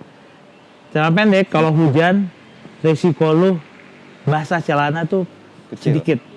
Pasti basah kaki. Basah Iya, kaki iya. bisa dilap. Celana basah segini ya udahlah. Untuk ngeringinnya gampang. Tapi kalau sebadan-badanan tropis tuh hujan banget terus panas udah pasti ya gitu. Terus kayak gue tuh ya kayak apa ya, kayak waktu gue memilih juga pekerjaan gue, gue harus nggak boleh kerja di kantor karena gara-gara celana pendek. Karena gue tuh harus pakai celana pendek, harus gini. Kadang-kadang adalah undangan-undangan ke pembicara gitu, jadi apa gitu. Gue suka nanya, Boleh nggak pakai celana pendek? gue harus pakai celana pendek ya, nggak apa-apa ya? Oh nggak apa-apa, santai aja gitu. Cuman kalau biasa kayak undangan-undangan yang Resmi. Gitu. kementerian atau apa, biasanya harus pakai celana panjang. Ya gue harus adaptasi. Seperti ya mungkin ya gue disuruh bawa benda ini, jadi nggak apa-apa lah. Jadi, Intinya sih toleransinya masih diterima. tapi gue mah toleransi kalau orangnya, cuman gue selalu pengen nawar dulu gitu. Okay. Kan gak ada salahnya kan. Iya. Tapi gue sih nggak apa-apa. Gue orangnya karena menurut gue hubungan antara manusia itu jadi prioritas gue juga gitu. Kayak buat apa sih gue hidup kalau hubungan antara manusia gue jelek gitu. Okay. Makanya gue tanya kan, kayak misalnya, gue boleh nggak pakai celana pendek? Ya boleh. Nggak boleh sih, ya udah apa-apa gue pakai celana panjang. Tapi paling tidak gue nanya gitu. Kali-kali aja boleh ya. Kalau boleh kan enak gitu. Kenapa gitu? Nggak bawa beban lagi. Nggak bawa beban lagi. Cukup ini doang ke bawah gitu. Terus udah gitu, ya udahlah. Kalau yang bawa pengaruh ke Kang Dendi dalam perjalanan ini pasti banyak ya. Sebenarnya apa yang gue lihat, apa yang gue baca itu pastilah gitu. Jadi kayak gue waktu kuliah tuh gue suka baca buku gitu. Tapi semenjak gue bekerja gue nggak pernah baca buku, nggak ada waktu. Akhirnya buku ini tuh kadang-kadang gue rekam sama teman gue. Direkam bukunya. Dibayar. Jadi kita suka patungan sama teman sahabat-sahabat gue untuk bayar teman kita yang kerja di radio gitu. Untuk bacain buku itu yang tebal-tebal. Kita jadi audiobook, tapi audiobooknya custom kan ya, banyak kan audiobook sekarang, tapi ada buku-buku lama kan yang nggak mungkin ada gitu. Iya. Kayak misalnya buku PMP gitu, kan nggak ada audiobooknya. Gua mau bikin, pengen tahu sejarah G30 SPKI gitu. Gua bikin audiobooknya, dengernya nanti pas lagi gitu. Ke Batu Karang naik mobil. Gua nggak suka. Gua tuh saking sukanya musik juga, gua nggak suka musik kalau di mobil di mana sekarang. Nggak tahu semenjak tua ini gue suka koleksi musik. Gue dulu dengerin musik banget, gue musik banget gitu. Pengaruh hidup gue tuh dari musik, dari apa, sampai gue sekarang kalau mau mendengarkan musik udah jarang, karena musik tuh menurut gue udah buat saking sukanya gue, jadi musik tuh jadi gue untuk dikoleksi gitu, bukan buat didengar. Karena gue udah tahu gitu, udah suka lah gitu. Akhirnya gue dengerin sekarang, makanya gue suka banget ketika podcast jadi ada, wah ini nih masa depan. Ya? Jadi apa ya, kalau podcast kan gue nggak bisa flashback gitu. Kalau musik tuh gue orangnya kan masa lalu banget. Terus gue tuh dengar musik gue bisa ingat ini gitu, ke bawah terus kayak jadi sensi, jadi apa. Kadang-kadang gue tuh takut loh putar musik gara-gara ingat party gue yang anjing, dulu gue party tiap hari keren banget ya. Terus gue ini jadi kayak gue setiap gue putar musik gue kehilangan ribuan momen-momen yang dulu yang menurut gue ya, karena gue nggak mau lah ingat-ingat momen gue yang keren. Gue mengklaim masa muda gue enak banget, keren, karena di situ gue melewati masa muda gue bareng sama masa produktif gue gitu. Bebas, uang adalah ya. Gitu. Uang adalah ya, ada gitu. Karya gitu. Ada karya, party terus gitu. Itu gue ada soundtracknya semua itu. Ada musiknya. Dan kalau itu diputar lagi bahaya. Gitu. Gue jadi kayak membanding-bandingkan dengan keadaan gue sekarang yang physically, sebenarnya physically. Ini hubungin fisik, karena lu nggak bisa bohong, fisik mah penurunan. Ada ini gue sekarang. Kantong aja berisi beban yang mengingatkan ya. Ada obat-obat, ada apa gitu. Jadi kayak gue bilang tadi kan, kayak akhirnya menurut gue yang gue suka dengar kalau gue bepergian itu podcast, karena dengerin orang ngomong aja gitu, kayak nggak ada ini kan, nggak ada flashback kan. Iya, nggak ada ikatan ke masa lalu. Iya, nggak ada ikatan, jadi enak aja gitu. Makanya pas podcast gue alam lagi tuh, gila ya sekarang jadi ada podcast, kayak mimpi gue tuh kewujud gitu. Kewujud gitu kayak audio tuh segini aja keperluan gua gitu, cuman buat nemenin gua nyetir gitu. Kan gua mah kalau pergi-pergi, kalau keluar kota terutama ke pantai kemana, gua harus nyetir sendiri. Sendiri. Makanya di rumah gua tuh ada mobil ayah, ada mobil keluarga. Yang gua pakai tuh mobil ayah, jadi harus ayah yang setir. Karena ya kalau yang lain menurut gue itu kendaraan bukan mobil. Mobil gue cuma satu, ya mobil yang gue suka itu, yang gue harus nyetir sendiri. Yang lain kendaraan. Pasti gue tidur kalau di kendaraan. Kalau di mobil enggak, dia nyetir. Makanya gue suka mobil-mobil lama kan. Mobil lama kenapa? Karena dia nggak bisa nyetel Spotify. Digital ya. Dan semua manual. Semua manual.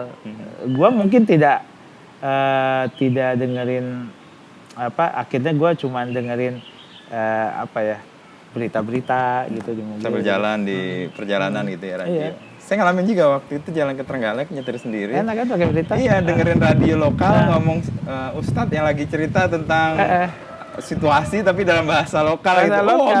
Iya kan? Kita dapat insight yang seru juga sih dapat itu. Kalau Kang Dendi tadi kan lihat musik gitu ya, kayak jadi soundtrack ke masa lalu dan itu kayak berbahaya gitu ya. Kang Dendi lihat masa depan, masa lalu dan masa sekarang itu gimana? Memaknainya. Kalau masa depan itu, ya itu tadi gue melihatnya masa depan tuh kayak sampai sekarang gue pengennya sampai gue tua, sampai gue mengakhiri hidup, gue pengennya semua itu kayak kayak semua itu kayak surprise aja gitu. Jadi gue tuh suka sama kejutan-kejutan. Gue pengen sampai gue tua kejutan. Gitu. Ketemu kejutan-kejutan iya. terus. Tapi perusahaan gue mah jangan lah. jangan nemuin kejutan karena banyak orang. Banyak orang. Gak mungkin. Semua orang belum tentu suka sama kejutan itu. Cukup gue aja. Makanya gue. Jadi kalau masa lalu, ya itu tadi kalau gue melihat masa lalu tuh kayak itu adalah kalau gue bisa bukuin itu tuh pelajaran-pelajaran gue gitu. Jadi kayak gue belajar dari apa yang gue alami gitu. Karena menurut gue apa yang gue alami itulah yang paling menurut gue belajar banget dari itu. Gue belajar dari proses lah. Gue tuh orang proses banget kan, kayak proses itu adalah sekolah gue gitu. Ya masa lalu itu berarti itu sekolah gue semua gitu. Dan masa depan itu kejutan-kejutan. Jadi gue nggak tahu hadiah apa lagi ya buat gue gitu. Jadi gue tuh ya kayak hadiah itu nggak mau tahu gitu, karena menurut gue hadiah mah nggak enak kan kalau kado lu udah buka tahu, gitu. Iya. Kayak, ya harus kejutan kayak gitu. GR duluan gitu. Udah, dapat ini. Ternyata enggak. Enggak. Nah gue tuh pengennya masa depan. Gue mau simpen masa depan untuk jadi kejutan aja gitu. Dan proses kesananya kayaknya sudah dilalui di masa lalunya itu ya? Di masa lalunya, iya. Ya tapi kan gue bilang tadi, kejutan itu kan bakal jadi pelajaran gue terus. Jadi ya mudah-mudahan gue pengennya kan sampai gue tuh nggak mau salah satu cita-cita gue juga nggak mau jadi kakek-kakek yang umurnya jadi kakek-kakek yang gitu-gitu aja gitu, yang kayak kakek-kakek yang biasa banyak yang gue lihat gitu. Aduh, mudah-mudahan gue tuh idola gue tuh lihat kayak siapa ya, kayak ada misalnya gak usah jauh-jauh, ada seseorang gitu, dia tuh masih main surfing sama gue tuh umurnya udah hampir 80 gitu. I see. Itu bayangan Kang Dendi. Tapi main surfingnya juga cuman 2 kali main ambil ombak, udah naik lagi, besok dia ada lagi gitu. Tapi terus dia tinggal di pinggir pantai gitu ya, bayangan lu begitu. Cuman gitu. Kan mungkin dia orangnya, kebetulan dia orangnya antisosial kan. Gue mah bukan antisosial, gue sangat sosial banget gitu, kayak harus ketemu orang. Nah, gue harus punya toko yang sangat interest gitu ya. Jadi tadi bisa jadi teman-temannya anak gue, bahkan kalau gue lebih panjang lagi, anak gue punya anak lagi, cucu gue tuh teman-temannya mau ke toko gue gitu, karena anjing barang-barangnya tuh mereka interest gitu. Ya. Jadi tiap tahap kayaknya Kang Dendi punya perubahan concern ya, dan itu berdasarkan perjalanan hidup juga ya, bukan di desain ya. Kayak awal kan clothing itu fashion kan sesuatu yang anak muda banget. Terus sekarang berkeluarga hunian. Iya. Tadi bayangin masa tua kan jadi kakek-kakek punya Jadi interest yang barang kakek-kakek. masa lalu. Iya, Gitu ya. barang masa lalu dan masa akan datang juga. Karena gue pengen jadi kakek-kakek yang update. Ya kayak gitu, lo bisa beli Tesla di Tesla di Dendi sana. Darman studio di Batu Bisa, Karas gitu. iya, tapi bisa juga beli Vinil atau vinil atau stereo setnya Brown gitu. Nah, oke. Terus kayak gitu-gitulah, kayak soalnya gue sih nggak tahu ya, mengalami sekarang. Alhamdulillah apa yang gue suka anak gue tuh masih Masuk. masih ya gue juga nggak mau jadi orang gue tua dengan apa yang gue suka, tapi Anak-anak atau anak-anak gue nggak suka sekitar gitu. nggak suka. Mudah-mudahan ya kayak cucu gue, lu punya ini? Iya, emang lu tahu? Ini kakek gua tau.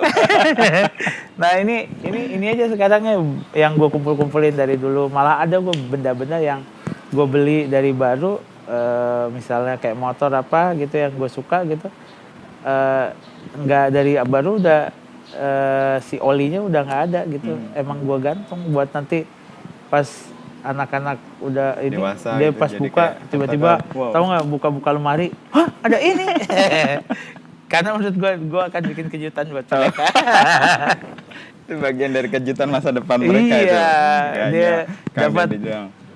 rekaman vinil pressing pertama dari band-band. Wah, itu kayak harta karun. Tapi kalau mereka lihat value-nya, kalau enggak Gua mudah-mudahan ya salah satu cita-cita gue surprise gitu, anak gue bisa lihat value itu gitu. Okay. Ya mimpi buruk gue anak gue flat sama itu. Padahal apa sih ini yang dibuang gue nggak uangnya? suka, gue cuma suka game. Gue cuma suka perangkat game. Gak mimpi buruk sih itu, tapi balik lagi gue udah siap sama itu kok. Kalau ternyata anak gue nanti flat, you nggak ada soal itu. nggak flat ya, flat. Gue nggak ada apa-apa sama ini. Nggak bagus, menurut gua nggak menarik juga, ya udahlah, gagal berarti rencana gua.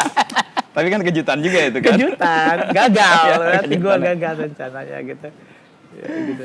Saya terkejut nih ngomong soal kejutan terakhir Kang Denny. Lihat ini kan Kang Denny merespon sesuatu yang sudah ada gitu ya, yang existing gitu ya. Lalu Kang Denny operasikan dengan fungsi yang baru. Ini kan kayak memberi energi baru untuk barang-barang yang lama. Itu concern juga? Iya, sangat. Karena menurut gua kayak gini lah, kayak kan ini ada energinya pas dibangun kan. Iya, ketika dibangun. Gua mendapatkan rumah ini tuh dalam keadaan udah kayak semak belukar gitu.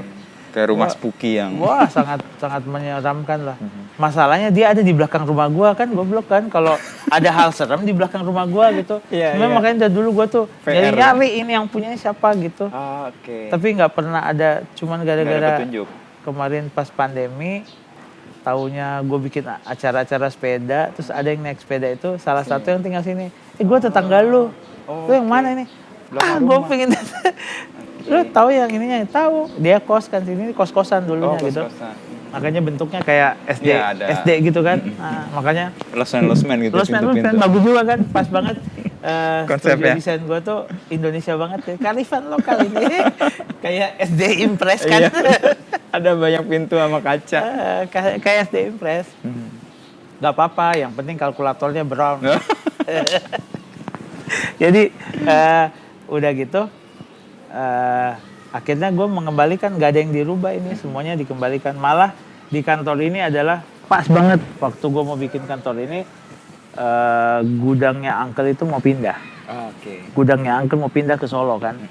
Berarti banyak kan barang-barang di gudang. Jadi ini semua barang gudang supaya gudangnya bisa cepat bersih. Gue ngambil, jadi kayak kaca di sini ini bekas toko, kaca-kaca di dalam kamar mandinya, lu bisa baca Uncle Tea and Coffee. Itu bekas dari kaca. Bukan karena dihias ya? Bukan. Jadi itu bener-bener gue ambil sisa dari dulu dari gudang. Ada bekas renovasi Uncle kopi sama ini. Oh ini kacanya ada gue. Jadi semua ukurannya sini itu kacau gitu. Kacau. Tapi secara fungsinya ada. Jadi kayak bukaannya tinggi rendahnya nggak beraturan. Karena ini dari apa yang akhirnya bersamaan. Gue coba bagaimana caranya gudang itu kosong, kantor ini jadi gitu. Jadi gue tuh gambar gue ini ngelukis. Kalau gue ceritanya ini bilangnya ngelukis. Jadi kayak bikin rumah ngelukis ini dapat ini pindahin sini ini terus digambar lagi gini. Terus gitu-gitulah. Jadi tidak bisa menambah, cuman bisa memotong. Sih. Ini meresponnya ini. Jadi memotong. gue cuman boleh memotong tapi nggak boleh menambah gitu. Gitu. Jadi ya segala macam yang gue dapat, gue cuman ya pilihannya cuma bisa motong. Tapi kalau pilihannya nambah nggak apa-apa, nggak boleh karena gue harus beli, nggak boleh, haram. Jadi ini ya kalau lu lihat begitu. Jadi dan akhirnya rumah hantu di belakang rumah gitu berubah jadi rumah jadi apa ya? Jadi obat gue sehari-hari, imun gue sini. Karena di sini gue ketemu semua karyawan gue. Proses kreativitas gue sama tim gue jalan sampai Jumat. Dan terus hari Sabtu ada di salah satu itu kamar paling keramat. Gitu. Jadi di sini ada grafis. 2 kamar keramat. Ketika gue bawa teman gue yang agak klinik gitu, yang kamar. Ini om, yang ini, wah nanti ya. Tempat gue lah. Jadi semua yang keramat itu studio itu paling keramat. Yang satu lagi ini musola, katanya paling keramat. Oke, keramat. Pakai di situ. Gua akan jadi studio. Yang keramat ini akan gua lawan, gua panggilin ini energi musuhnya dia. Musola di situ. Jadi musola. Sama studio grafis tadi. Jadi musola ini tempat yang pertama kali teman gue yang, wah ini gila ada apa sih? Oke, gue bilang kita jadiin musola tiap hari orang berdoa gitu. Pergi dia. Jadi ya kayak gitulah. Jadi kayak cuman ini musuh gua dulu soalnya sini. Rumah keramat. Udah keramat tiap hari cuman ada asap-asap bakar sampah. Karena mereka bakar sampahnya kan enggak ke depan di halaman ini karena udah masuknya ke rumah gua. Istri gua ngamuk-ngamuk. Yang digamukin bukan ini, gua yang digamukin. Jadi gua suka kesini, nggak ada orang cuma teriak-teriak, "Oi, sampah, woi sampah." Sekarang jadi kesayangan. Kesayangan ya. Yang tadi dibenci sekarang jadi kesayangan juga ya. Jadi itu, ya bagus kan? Jadi kayak tapi ini kebalikannya. Ini sebenarnya ini hal yang gue benci, tapi harus ada di. Karena menyelamatkan juga. Karena menyelamatkan harus ada jadi beban gue hidup gue cuma ini. Yang lainnya slow. Ke Tasik acara apa? Lagi mau bikin apa ya? Hubungannya sama di Batu Karas sih. Batu Karas itu kan tempat desa tempat gue main surfing gitu. Ya, Tasik kan perjalanan ya, menuju jadi Batu Karas. ada sahabat saya pingin bikin sesuatu di Batu Karas gitu dan harus gue yang bikin gitu. Intinya sih dia pinginnya di Batu Karas ada kebanggaan tapi yang punyanya orang lokal karena semuanya udah bule di sana. Yang bukan bule dari Bandung. Dari gua sama dia yang mau bikin ini. Dia pengennya bikin properti lah di Batu Karas tapi harus lebih baik dari yang punya bule-bule. Gila. Mimpi yang indah sih. Iya, tapi karena, pas di Batu Karas, loh. Aku tidur di situ tuh rasa nyaman banget. Iya kayak itu sebenarnya ada ceritanya. Jadi panjang lagi. Nggak apa-apa, lanjut. Jadi itu tuh pertama kali gue punya itu waktu gue jadi dulu tuh gue nggak punya uang apa sama sekali.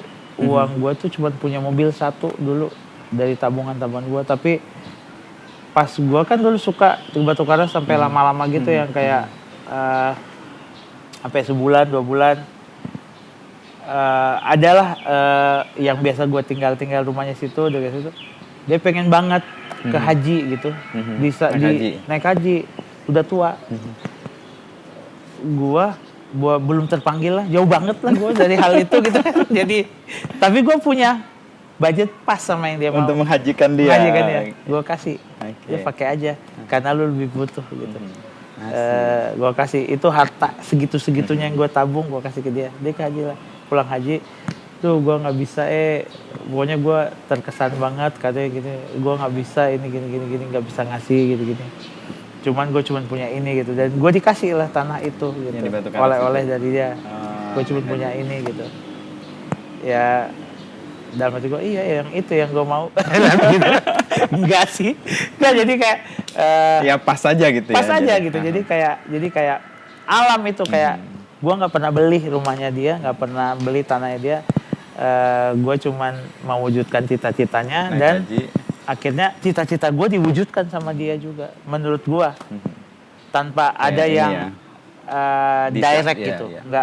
Nggak gue belilah rumah lo segini, naik gaji sih, Enggak, ya. nggak direct, tapi itu gue banget. Jadi gue suka banget hal-hal yang, makanya gue tuh sayang banget sama, karena gue hal-hal suka sama ceritanya gitu. Kayak biasa aja kan kalau gue cuman membeli sebuah tanah gitu, Iya, udah iya. beres gitu. Ini enggak, kayak Nggak ada story-nya kayak lah. ada ceritanya, kayak dan akhirnya terjadi. Padahal sebenarnya intinya jual beli itu. Jual Tapi kan prosesnya nggak begitu. prosesnya nggak jual beli. Kayak motor yang tadi Astrea itu kan, sama kayak saya rumah Dago itu. Gue rata-rata properti gue, termasuk rumah gue yang ini, itu tidak juga. Nggak beli. Enggak jual Tuker beli. ya, kalau dengar. Tuker. Jadi gue itu ya juga ya, gue baru sadar semuanya properti gue yang gue suka Nggak beli. dan akhirnya Datang bintanya. akhirnya tiap hari gue hidup di pakai. properti itu sebenarnya banyak proses gitu. Yang ini juga teman gue pengen banget rumahnya di gunung, dia nggak suka di kota. Dia pengen banget dibikin desain sama gue, ya akhirnya gue bikin rumahnya di gunung, desain sama gue gitu. Berarti kan sesudah itu jadi tuker aja sama ini. Oh, oke. Awalnya nggak tahu bahwa itu akan tukar? Enggak, Oke. tuker aja kata dia, tuker aja. Awalnya tahu, dia tahu kalau lu bisa bikinin gue di sana, kita Ini tuker. oh, oke. Jadi gue bikin rumah ini, lamanya adalah sama dengan gue bikin rumah. Jadi pas gue bikin rumah sana, Kelar. adalah gue bikin rumah ini gitu. Jadi ditukar, kayak bener-bener ditukar. Dan dia baru tahu rumahnya ternyata mahal. Nilainya ya. Iya. Ini Dia waktu itu kota cuma lah. punya cita-cita, gue pengen Tinggal di gunung. gunung. Mimpinya dia gunung. Oke, kata gue, bikin lah di gunung dia gitu. Rumah gede lah jadi yang dia suka gitu. Terus sekarang dia hampir tiap minggu tuh dia kesini. Kadang-kadang sama anaknya kesini gitu. Oh, nengok. Duduk-duduk aja gitu menikmati. Menurut dia, untungan gue ini ada di lu, gue masih bisa menikmati. Tapi gue bilang, lebih untung lagi gue, lu jualnya segini. Tahu nggak ini di tahun berapa? Tapi kan dia udah mendapatkan mimpinya. Iya, Kan? dan gila itu pas itu semua belum terjadi, waktu gue renov ini, ada yang nawar, itu gilanya. Di tengah Ada yang jalan nawar tuh. berkali-kali lipat. Gue tadinya berdua mikir kan, apakah gue bilang ke dia, kan dia kebetulan baru nikah kan, gue sama istri gue, apakah kita tetap jual nih? Soalnya kan gue juga Nilainya tinggi awalnya banget. rumah kan nggak terlalu suka gue karena spooky juga Iya, kan, iya, rumah lama. Apakah kita jual terus terus kita kasih kado ke dia, kado perkawinan umroh. Senilai ini gitu. Enggak umroh. Pulang umroh baru kita ngomong, Nilai dapat rumah lu sekian. udah gue jual. Tapi itu nggak jadi pilihan. Nggak jadi, kan? dan pas nggak jadi itu mah Iya. nggak jadi. Adalah selewat, wah gila juga nih. Gede juga. Hari ini gue beli segini, mau dibelinya berkali-kali lipat jauh gitu, dan yang mau belinya tuh hotel. Terus hotelnya itu mau bikin juga sama gue kan, dapat Sekalian. project juga gue kan. Oh ini tawarannya bagus banget, tapi gimana ya kita, bagaimana kalau kita kasih kado ke dia untuk Nikah. ini abis nikah kalian umroh Umroh. ya. Pas pulang umroh baru kita, aduh rumah tuh kita jual. Itu kan pertemanan jadi nggak langgeng malah Nggak justru. ada. Dan Iya. sekarang gue sih merasakan, oh Iya, itu bener setan-setan lewat aja gitu. Ternyata ini gue rasanya gue jadi efektif gitu. Terus akhirnya kayak teman-teman gue bisa ketemu sini, kantor gue bisa di sini. Yang tadinya kantor gue bercerai-berai, ya. walaupun dekat-dekat ya semua, cuman Tetaplah jalan kan. iya. Sekarang gue tinggal koprol. Situ Ibaratnya gue dari kamar tidur gue ke bawah. gue koprol ke bawah, nggak perlu Ruang kerja ya. koprol ya, dalam keadaan koprol, Bener ya? guling Nyampe. nyampe gue di kantor gitu. Koprol dalam arti yang sesungguhnya Iya, ya. guling nyampe gue gitu. Jadi ya itu tadi, jadi ternyata